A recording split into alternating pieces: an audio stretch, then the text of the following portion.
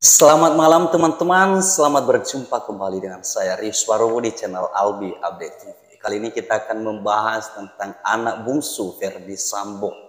Di persidangan terbongkar siapa sebenarnya anak Verdi Sambo yang terakhir ya. Tetapi sebelum kita lanjut teman-teman, mari kita bahas terlebih dahulu terkait kebohongan-kebohongan yang dilakukan oleh asisten rumah tangga Verdi Sambo dan Putri Chandrawati, yaitu Susi. Susi adalah salah satu saksi kunci di pihak Verdi Sambo dan Putri Chandrawati.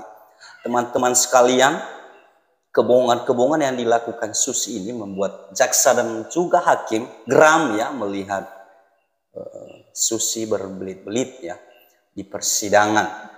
Ketika hakim bertanya kepada Susi,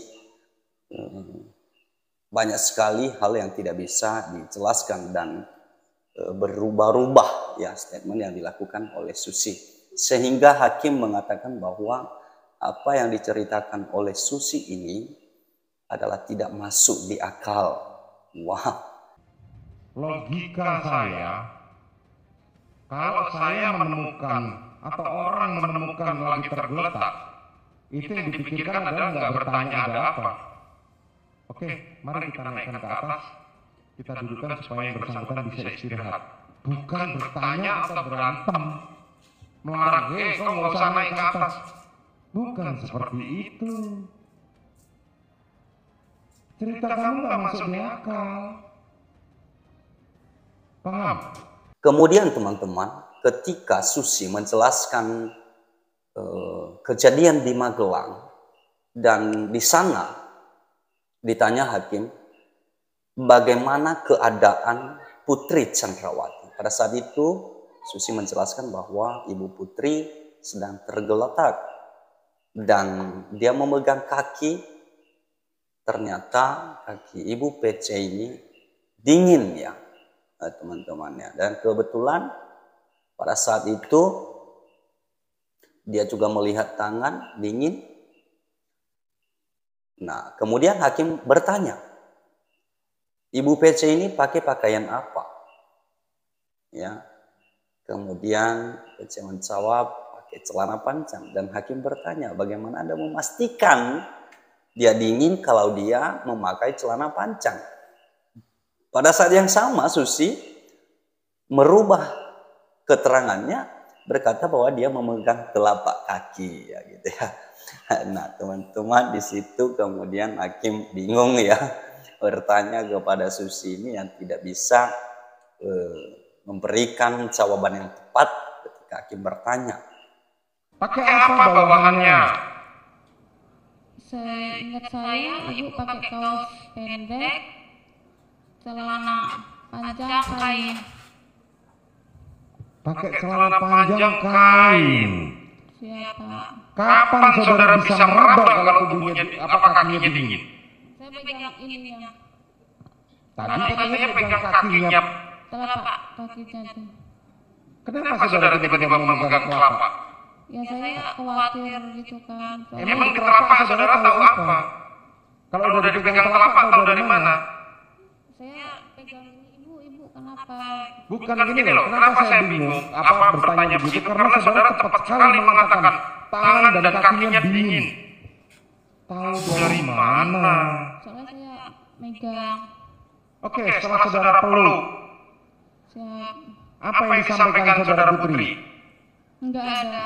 Tidak ada. Tadi saudara ngomong katanya Joshua nggak boleh naik. Ketahuan bohong saudara. Iya kan? Itu sesudah saya manggil-manggil om, tolong om. Tadi bilang katanya tidak ada. Sekarang ngomong sesudah. Iya, saya manggil om, tolong gitu. Tapi habis itu Om Kuat naik. Terus? Om Kuat naik, dia bertanya ke saya, Sus, kenapa ibu? Gitu. Terus saya jawab, saya tidak tahu om, soalnya saya nemuin ibu udah kayak gini, gitu, udah tergeletak di sini. Terus? Om Kuat juga megang badannya juga, kakinya. Ini kakinya dingin, gitu Om Kuat. Terus?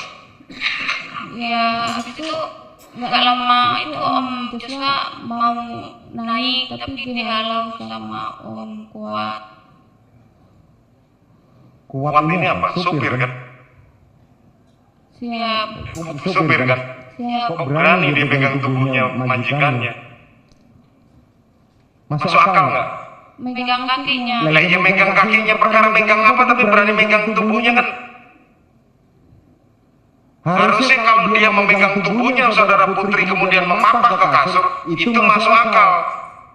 Bahkan teman-teman jaksa curiga bahwa Susi ini memakai handsfree di dalam jilbabnya. Dan itu kemungkinan bisa saja terjadi. Sepertinya ada yang mengajari Susi ini untuk menjawab. Dia seperti seorang polisi juga untuk menjawab. Siap yang mulia, siap yang mulia. Ya jadi seperti polisi ajudan-ajudan yang lain menjelaskan itu dan dia hampir sama seperti itu. Dia menjawabnya siap yang mulia gitu ya. Ya jadi banyak sekali keterangan yang diberikan oleh Susi ini yang kemudian tidak sinkron dengan BAP. Begitulah kira-kira penilaian baik jaksa maupun hakim dan juga pengacara dari pihak Baradae.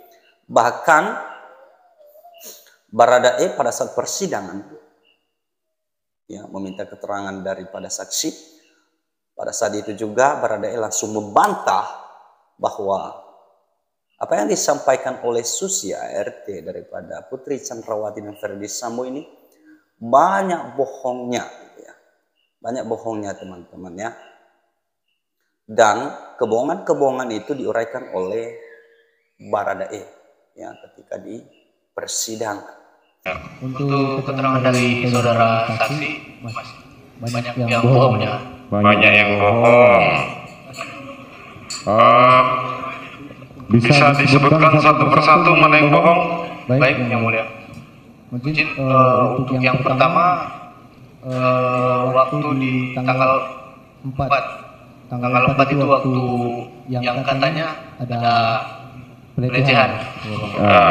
Saudara Joshua mengangkat korban, mengangkat Putri. Benar yang mulia. Dan itu memang saya lihat.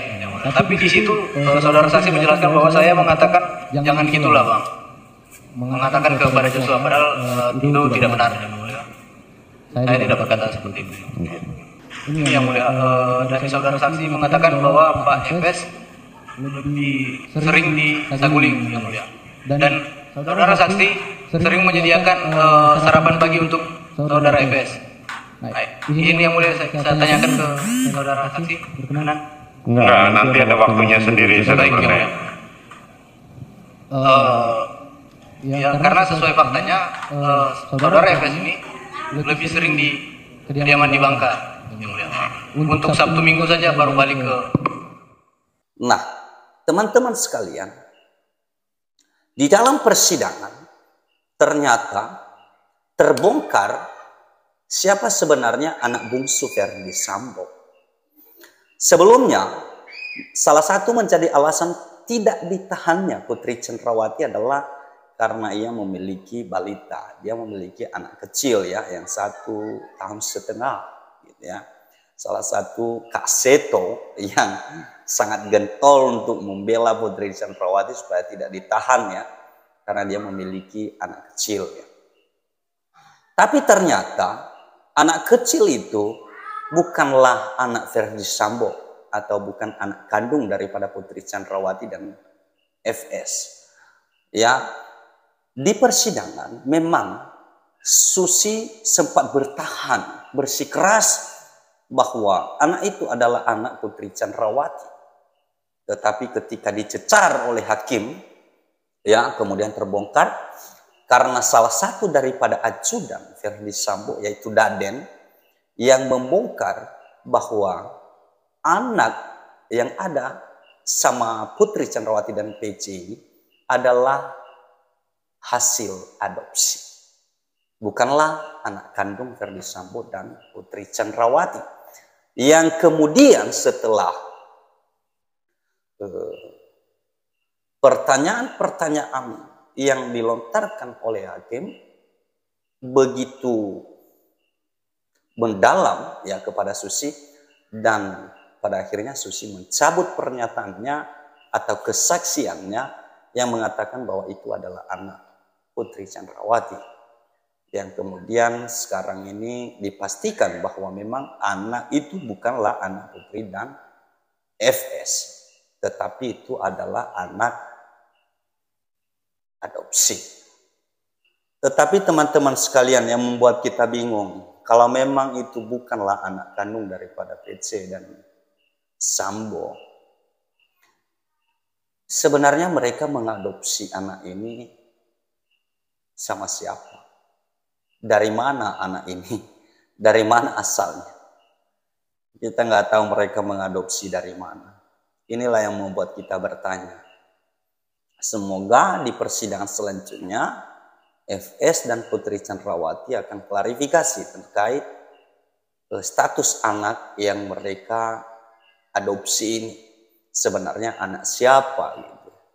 Kita berharap bahwa kasus ini teman-teman bisa terbuka seterang-terangnya. Walaupun Susi sebenarnya sepertinya terlalu berpihak kepada Putri Chandrawati dan Verdi Sambo, tetapi di persidangan teman-teman sangat kelihatan sekali bohongnya. Kita aja sebagai masyarakat biasa bisa menilai apakah dia bohong atau tidak. Ya sama seperti jaksa yang mengatakan bahwa Susi ini jangan anggap kami ini bodoh. Ya memang begitu. Jangankan jaksa dan hakim, kita saja masyarakat biasa bisa menilai kok bahwa memang apa yang disampaikan oleh Polis Susi ini di persidangan sangat-sangat terlihat sekali bahwa dia bohong. Tetapi kita tidak tahu apakah ada yang mengajari gitu ya. Ada yang mengajari apakah memang benar yang disampaikan oleh jaksa itu bahwa dia pakai handsfree. Kemudian ada yang ngomong gitu ya, yang mengajari gitu ya. Ya, kita tidak tahu ya. Ya. Tapi yang jelas bahwa kebohongan ini akan menjadi pertimbangan hakim dalam memutuskan perkara ini. Semoga kasus Verdi Sambo ini tidak ada lagi skenario-skenario yang baru yang dibuat oleh Verdi Sambo. Ya, dan kita sebagai masyarakat bisa menilai kok. Oke teman-teman, sampai di sini dulu perjumpaan kita. Tuhan memberkati.